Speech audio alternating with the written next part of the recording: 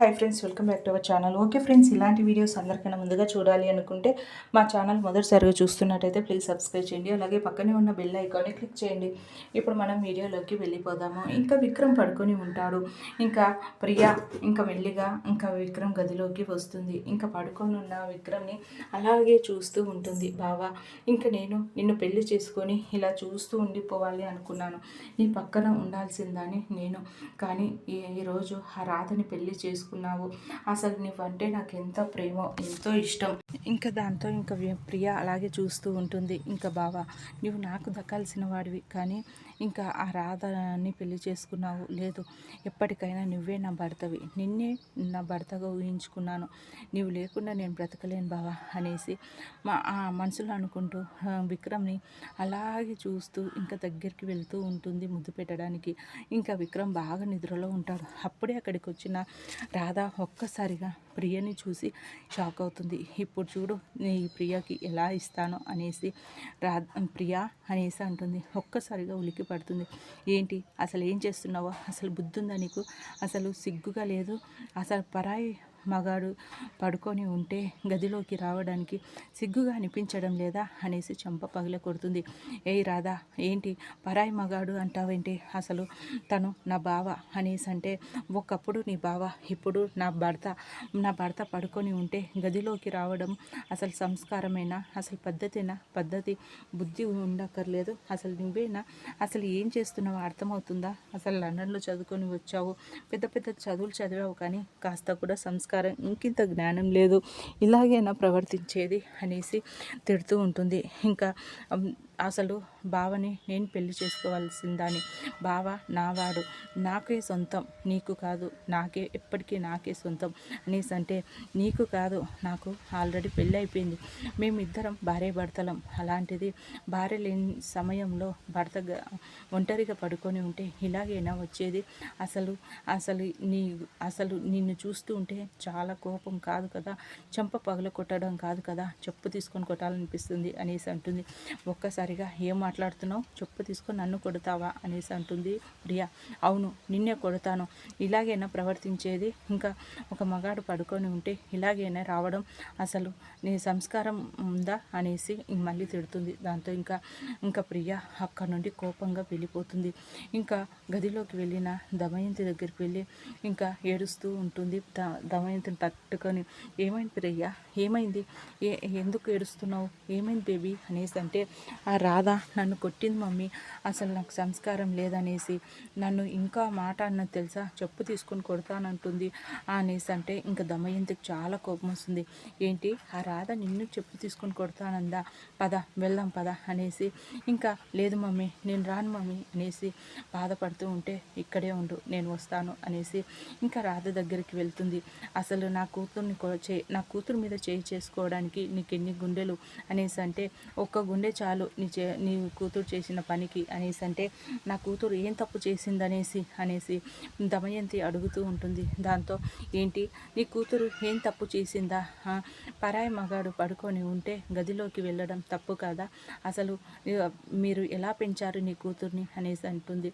దాంతో ఏంటి రాధా, పెద్ద పెద్ద మాటలు మాట్లాడేస్తూ ఉన్నావు, ఇంకా నా పెంపకం గురించి నువ్వు తప్పు పడుతున్నావా, అసలు నువ్వు ఎలా పెరిగావో తెలుసా అనేసి అంటే ఏంటి నన్ను తప్పు పడుతున్నారేంటి, నాకు సంస్కారం ఉంది కాబట్టి నేను మీ కూతురులాగా ప్రవర్తించడం లేదు అనేసి అంటే అవును, అందుకే అగ్రిమెంట్ పెళ్లి చేసుకొని వచ్చావు, పరాయి మగాడి చేత ఒక తాళి కట్టించుకున్నావు, 1 సంవత్సరం అనేసి ఇంకా పరాయి మగాడితో పాటు గదిలో ఉంటున్నావు, అదే కదా నీ సంస్కారం, అదే కదా మీ వాళ్ళు నిన్ను పెంచిన పద్ధతి, ఇంకా నా కూతురు ఇంకా నయ్యం ఆ మాత్రం చేయలేదు అనేసి దమయంతి అంటుంది. దాంతో ఇంకా రాధకు చాలా బాధ అనిపిస్తుంది.